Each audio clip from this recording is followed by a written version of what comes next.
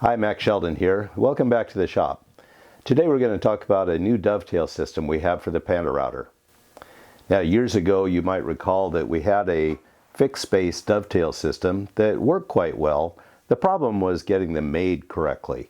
The laser, when they cut out these thin pieces and very tall, would tend to move the pieces to the point that a lot of them were just unusable.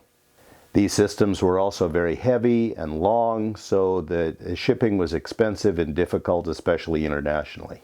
Now later we came out with a variably spaced dovetail system that used segments that we could move on the template holder so that we could put that classic half pin on each end and then space the dovetails in the center however was aesthetically pleasing for the piece. We've always wanted to get back to a fixed space dovetail system, so in the spirit of Kaizen, which is the Japanese term for continuous improvement, we mounted our segments on a back plate where we can put them together to form a fixed spacing or separate them wherever we want on the template holder to create those variably spaced dovetails. We're very conscious of packaging with our PantoRouter and accessories. You'll notice when you receive your PantoRouter that there's no styrofoam used for packing or padding. Everything in it is recycled and recyclable.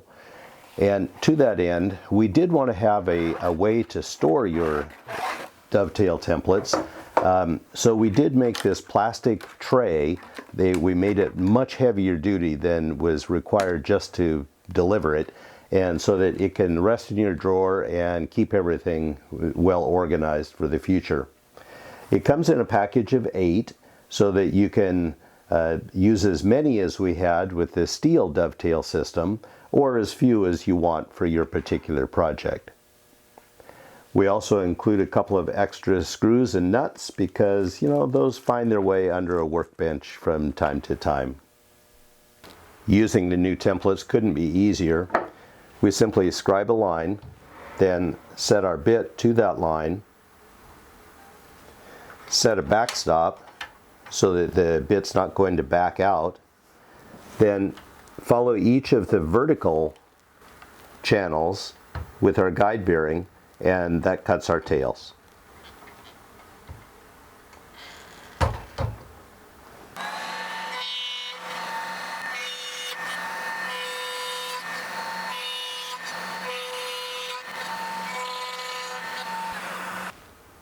Sorry about the mess that we made. We wanted to be able to show the operation without the dust collection system brush on, and unfortunately that throws dust everywhere. So as you know, if you've used the PantoRouter with the dust collection system, there's almost no dust or chips escape. But in this case it's worth the visual effect. We wanted to be able to show the fixed space system but with a little variation so that we can slightly space one of the dovetails in order to allow us to build a box and then cut the lid off the box and still have perfect spacing with our fixed space dovetails. So all we have to do to vary our dovetails is to loosen the mounting nuts. There's one screw in each one. Then if we move these two so that we have a space that's twice the kerf of your saw blade, because everything on the PantoRouter is 2:1, then we'd be able to use come out with one tail that's a little bit wider than the other by one kerf. So we're going to come back then and cut the lid off of our box after we build it right at this point. By making a box using this system and leaving that one tail a little bit wider than the others, we're able to then take it to the table saw, take our finished box to the table saw and slice off the lid in order to make a little wine presentation box. Thanks again for watching. We hope to see you back in the shop real soon, and happy PantoRouting!